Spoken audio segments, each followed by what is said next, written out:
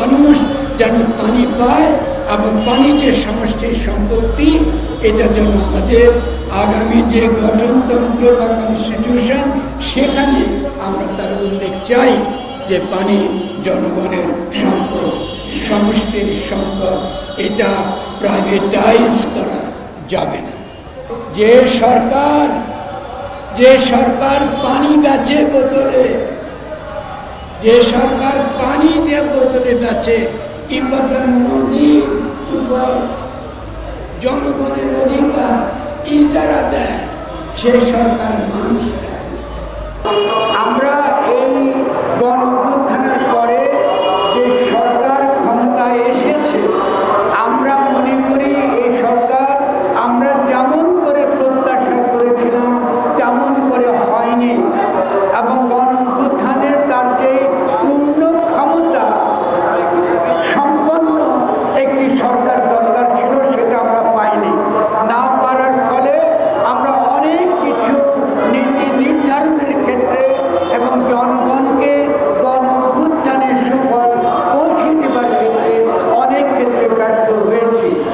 আমরা ইউনূসকে বলতে চাই যে তার যে সীমাবদ্ধতা এবং বাংলাদেশের রাজনীতির যে সীমাবদ্ধতা, এটা আমরা বুঝতে পারি।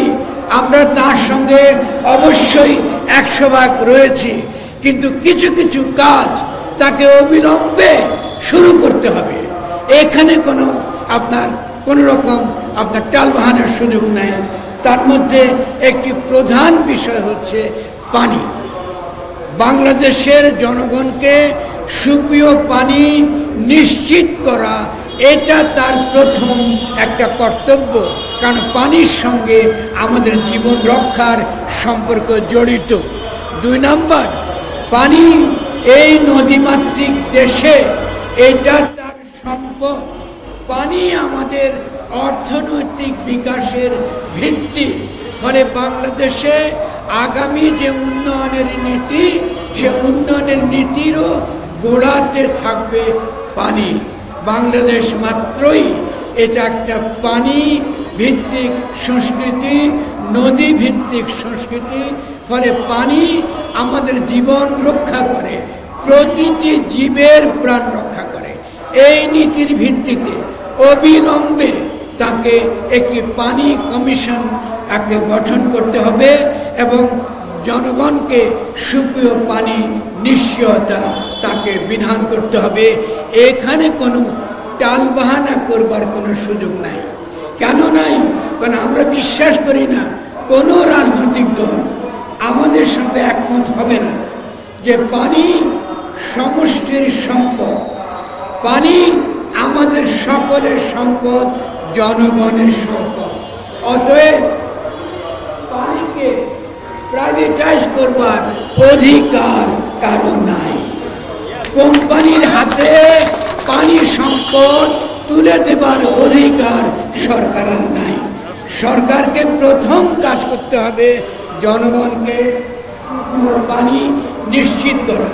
ফলে আমরা এই সরকারকে সর্বতোভাবে সহযোগিতা করব যেন ঢাকা শহরে অবিলম্বে মানুষ বিনা পয়সায় সুপেয় পানি পায়। এই যে রিক্সাওয়ালাকে একটু আপনারা দেখেছেন, তার অধিকার রয়েছে এই পানি বিনা পয়সায় পাবার। আমাদের যাদের টাকা দেওয়ার অধিকার আছে, আমরা বলতে পারি যে আমরা এই পানির জন্য কিছু দাম দিতে আমরা রাজি আছি। ফলে আমাদের কোনো অভিযোগ নাই। ফলে কিছু আমরা পানি কিনতে পারি 20 টাকা দিয়ে নয়, অত্যন্ত নাগরিকরা নাগরিক মূল্যে, মানে যে সার্ভিস আমরা ওয়াসা থেকে পাই কিংবা যারা সে পানি সরবরাহ করবার ক্ষেত্রে সেই সরবরাহ ক্ষেত্রটা পাহারা দেন এবং আমরা সকলে যেন পেতে পারি, এটা নিশ্চিত করেন তাদেরও কিছু অধিকার আছে যেন এই সার্ভিসটার বিপরীতে তারা কিছু পেতে পারে।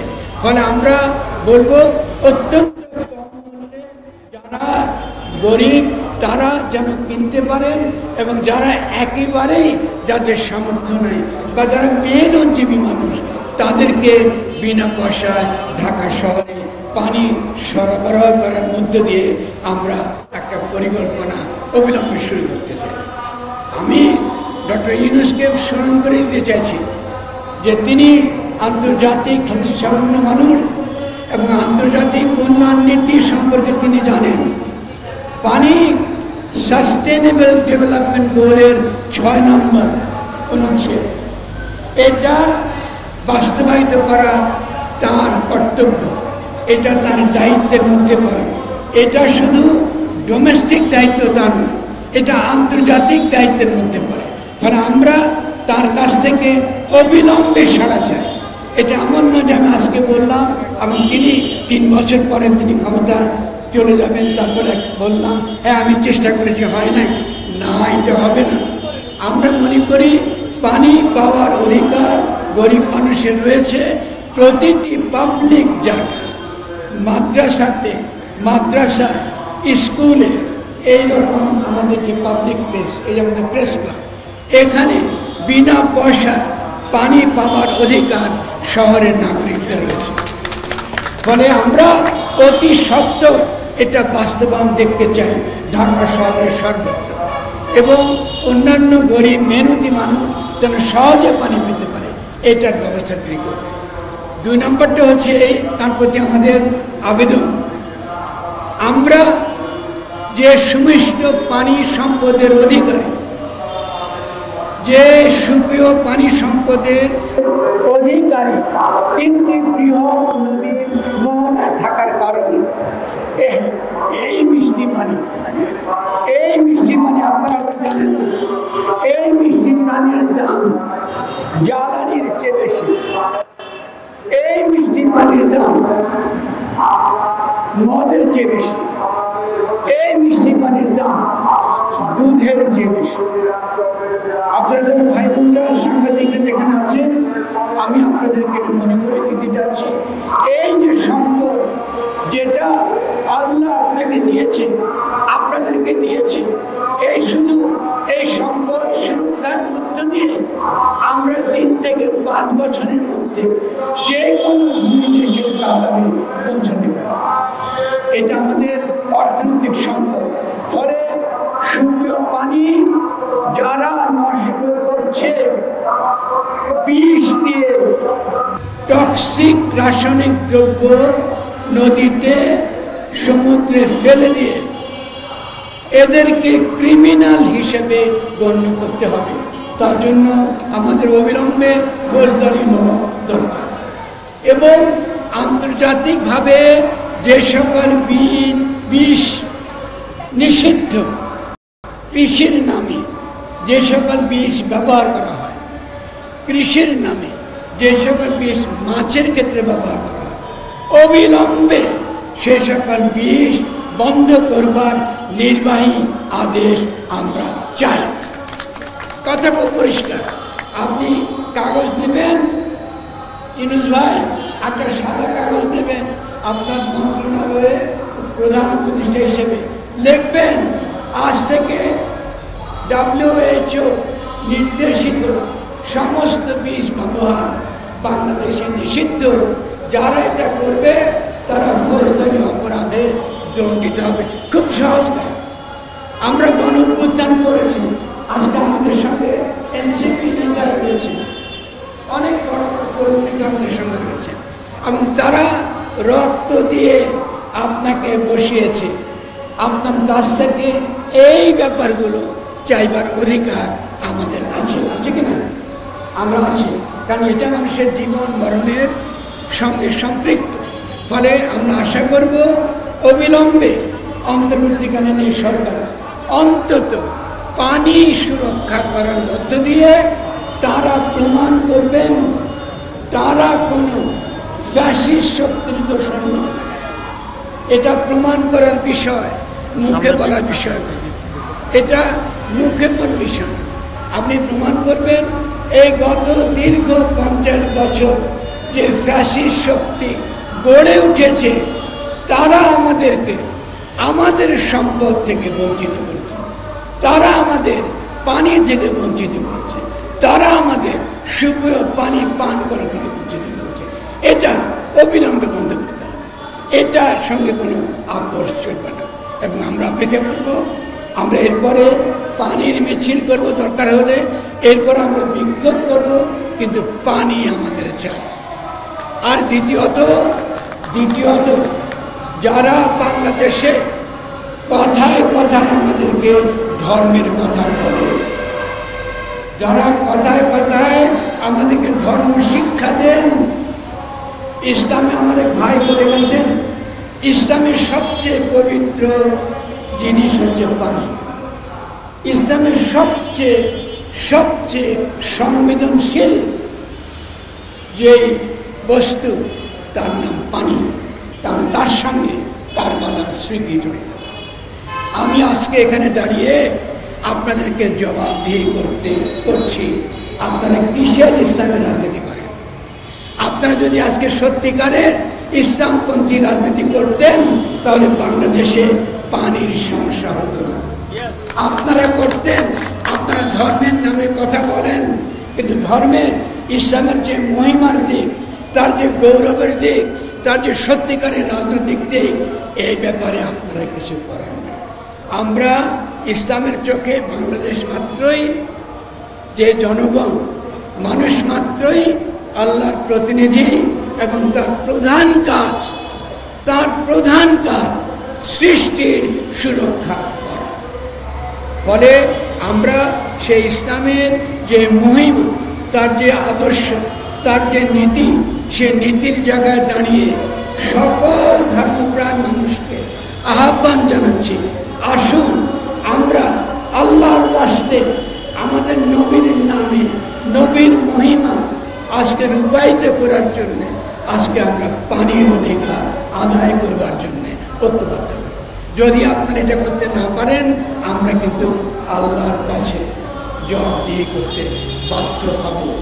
আমরা যেন জবাবদিহি করতে না হয়, তাহলে গরিব মানুষ যেন পানি পায়, এবং পানি যে সমষ্টির সম্পত্তি, এটা যেন আমাদের আগামী যে গঠনতন্ত্র বা কনস্টিটিউশন, সেখানে আমরা তার উল্লেখ চাই যে পানি জনগণের সম্পদ, সমষ্টির সম্পদ, এটা প্রাইভেটাইজ করা যাবে না। আমি শেষে যে স্লোগান দিয়ে শেষ করব, সেই স্লোগানটা হচ্ছে বলিভিয়া ল্যাটিন আমেরিকার রণধ্বনি। সে স্লোগানটা হচ্ছে কি? সে স্লোগানটা হচ্ছে যে সরকার পানি বেচে বোতলে, যে সরকার পানি দিয়ে বোতলে বেচে, কিংবা তার নদীর উপর জনগণের অধিকার ইজারা দেয়, সে সরকার মানুষ বেচে। এই সরকারের থাকার কোনো অধিকার নাই। যদি না এটা এই কমিউনিটি চাই, যে সরকার আমার সম্পদ রক্ষা করতে পারে না, যে সরকার পানির উপর জীবের অধিকার, নাগরিকদের অধিকার রক্ষা করতে পারে, এবং এরকম পানি বেচে, এই সরকার যে কোনো সময় তার মানুষদেরও বেচে। আমি সে যে তার মানুষকে বেচে, তার প্রমাণ দিয়ে আপনি গার্মেন্ট ইন্ডাস্ট্রিতে যাবেন, আপনি কারখানাগুলোতে যাবেন, আপনি বাংলাদেশকে আপনি সস্তা শ্রম সাপ্লাইয়ের কারখানা বানিয়েছেন। ডক্টর বিনিয়োগের কথা বলছেন, আমরা অত্যন্ত উৎসাহিত, আমরা তার পক্ষে আছি। তিনি আজকে বলেছেন বঙ্গোপসাগরের আমরা হচ্ছি পাহারাদার। তাহলে সেই বঙ্গোপসাগরের যে আমরা যদি পাহারাদার হয়ে থাকি, তাহলে আমাদের কি কাজ করতে হবে? সেরকম পাহারাদার মতন কাজ করতে হবে। তার মানে বঙ্গোপসাগরের পানি দূষিত হচ্ছে, সেখানে প্লাস্টিক ঢুকছে, সেটাও বিষাক্ত হচ্ছে, সেটা রক্ষা করার দায়িত্ব আমাদের। কি করে করবো? খুব সহজ। আপনি নদীতে বর্জ্য ফেলতে পারবেন না, বুড়িগঙ্গা দূষিত করে দিয়েছে, নদী দূষিত করে দিয়েছে, আমাদের পানি দূষিত করছে, এটা বন্ধ করতে হবে। সেই জন্য বাবারও ল্যাটিন আমেরিকার জনগণের রণধ্বনির সঙ্গে আমরা আমাদের কণ্ঠ মিলিয়ে আবারও বলবো, পানি ব্যবসার জন্য না, পানি নিয়ে ব্যবসা চলবে না। যে জাতি পানি নিয়ে ব্যবসা করে, সে তার সন্তানদের আন্তর্জাতিক বাজারে কর্মমূল্যে বেচে। আমরা এই ধরনের রাষ্ট্র চাই না। আমরা সশস্ত্র সরবরাহকারী রাষ্ট্র চাই না। আমরা আমাদের সামষ্টিক সম্পদ, আমাদের যেটা জাতীয় সম্পদ, সেটা আমরা রক্ষা করতে চাই। আপনারা সাংবাদিকরা যারা আমাদের এখানে এসেছেন আজকে, আমাদের জাতীয় কমিশনে আমাদের সকলকে ধন্যবাদ। আমরা এরপর আমাদের কর্মসূচি থাকবে এবং আমরা অবশ্যই আমরা আমাদের নাগরিকদের পানির অধিকার, অন্তত সুন্দর পানির অধিকার যতটুকু আমাদের ক্ষমতায় করবো এটা নিশ্চিত করবার চেষ্টা চালিয়ে যাবো। ইনশাআল্লাহ আমরা আমাদের সঙ্গে থাকবেন।